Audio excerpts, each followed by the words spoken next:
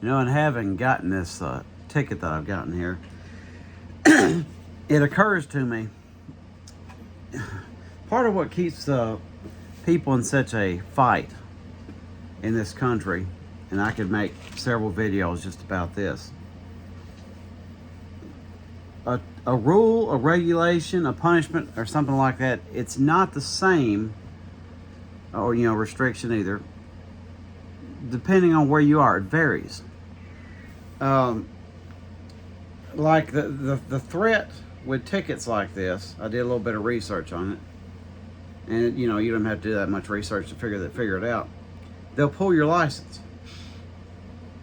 And here's the issue. It's one thing if somebody is a threat, and this is a theoretical threat, because somebody can speed like crazy, and you can argue, oh, they shouldn't do that, and this and that, but if they haven't actually caused any pain or even come close to hurting anyone, that should count for something. And again, I'm not saying it's something that they should do, but when there's no victim, there's only like a potential victim. And in certain places, certain states, and I'm not saying they're better, but in this particular case, if you pull somebody's license, depending on what their circumstances are, depending on where they are, their states and this and that, you're killing them.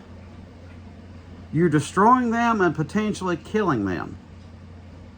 Because how are they going to get to work? If they can't get to work, how are they going to pay bills? I mean, there's an old thing that I found out about when I was a kid. They used to do in medieval times, long ago anyway. I don't know if it's that old. But they would throw people in prison until they could pay their bills. And of course, they can't pay their bills in prison because they can't earn money.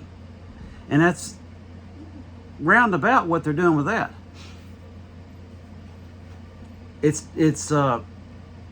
I mean, that final thing where they pull your license, they've taken your house. They've taken everything from you. I mean, think about it for a second. Let's just say you can't get back and forth to work. You lose that. So then you can't make any payments. You can't buy food. Your water and electricity gets shut off. They come by and tell you that you're going to lose your house. Well, there's your vehicle or vehicles parked out front. You can't move them because you can't legally drive them. You're going to lose them too. You're actually made into a person that's worse than living in their car because it's not legal for you to have one. And this stuff isn't thought out because the people in charge of making these laws don't have a heart. As much as people, and I'm seeing a lot of debate, I'm in a few of them, where people are talking about this as a Christian country or started as a Christian country. It is not a Christian country. It is not. You wouldn't do that to someone. Now, like I said, it's one thing if somebody has some sort of a threat. But, it's funny to me how the same people will say somebody can have any kind of gun they want and as much ammo as they want, just whatever, okay? That same person will say somebody deserves whatever punishment they get because of how they drive, even though they've hurt no one, and in fact hasn't come close to hurting anyone. It's just their behavior, what they're doing. Oh, they're speeding, they squealed a tire here and there. It doesn't hold up. Little interruption there. There's a lot of things like that. So someone with a military level and amount of weaponry and bullets should be viewed as no threat. But a person driving a little faster than the speed limit is a threat. That seems strange to me. And I'm not attacking the Second Amendment. I'm not. I'm just saying compare one to the other. It's not consistent. You can't, and a lot of people do it. They'll have this, they're just rigid and strict and super conservative on this one thing. And then on the next thing, they're like, well, what anything goes. It's not consistent.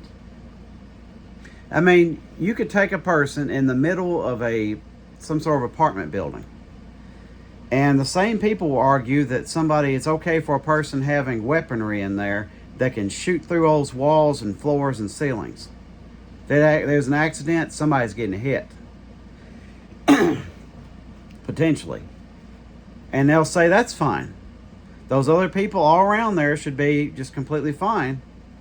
But if that person, if one of those people goes down to their car and drives, 45 and a 30 that they didn't know was a 30, put them under the jail.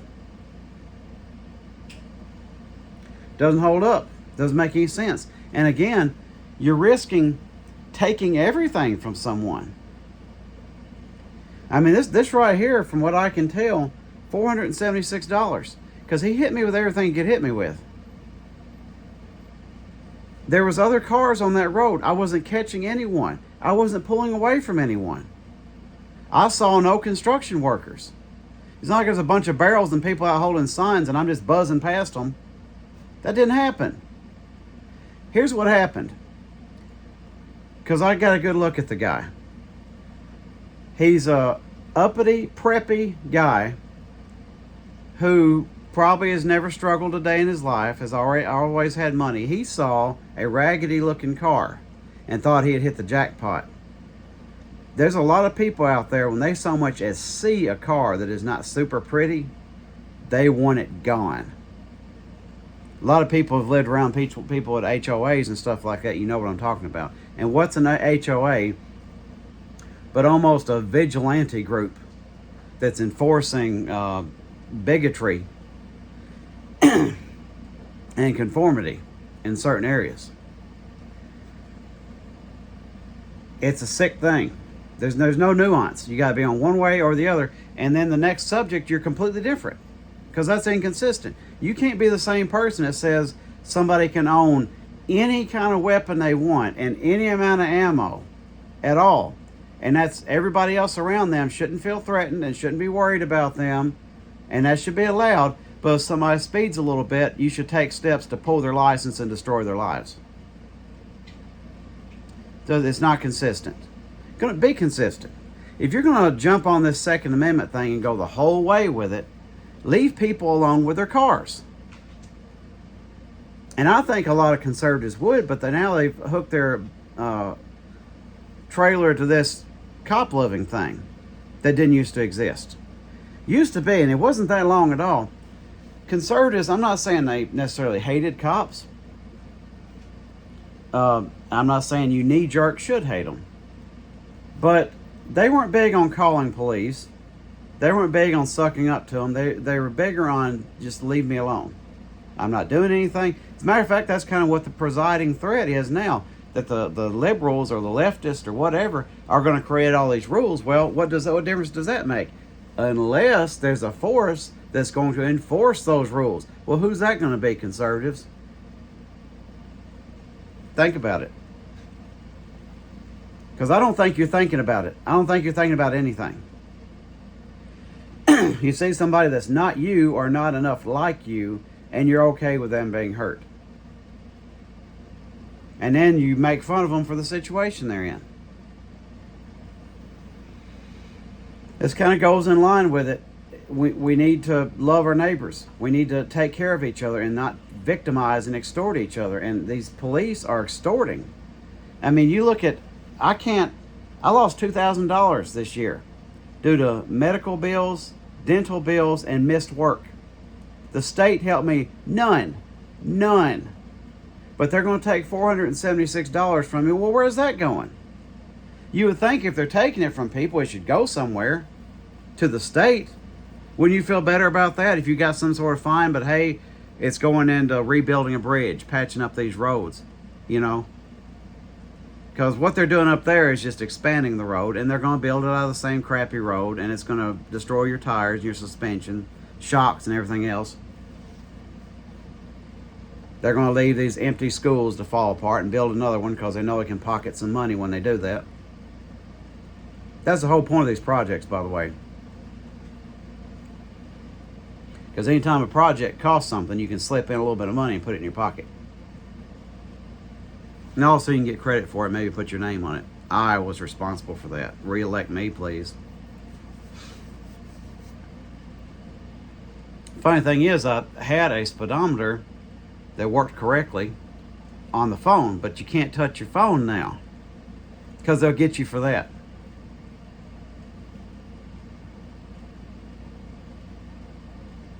And I get some of the sentiment. I get it. But can we not just be specific on that? You know, if you're driving, somebody's driving along and they're texting on their phone and they're going all over the place, pull them over for that because they're actively doing something threatening. You see them driving and their phone is like this right here up above their face. That's one thing. There's been people pulled over because the cop thought he saw them touch their phone.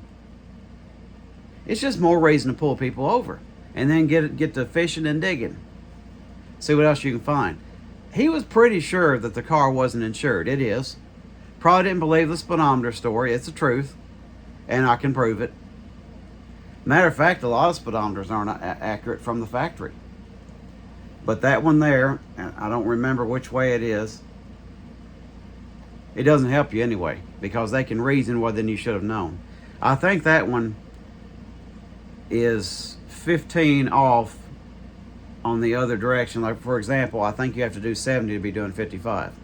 So you might argue, well, wait a minute. That means your speedometer said you were going even faster. Yeah.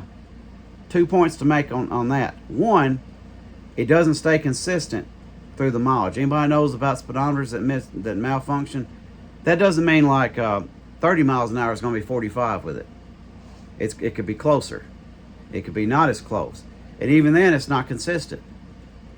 All I knew, and this is what you should be doing when you're driving, they talk about stay looking straight ahead, is I was driving with my foot on the brake.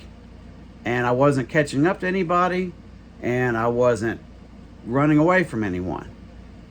I was in the flow of traffic. Wasn't looking directly at the speedometer. Saw him slow down a little bit more. Didn't do any good. And what does he do? Pull you over so you're another obstacle that can get hit in traffic. Matter of fact, he had to spin around. He was going another direction. So he had to turn around and then gun it to find me. And he found me fast. I mean, you pass somebody and then less than a minute later, they're on you.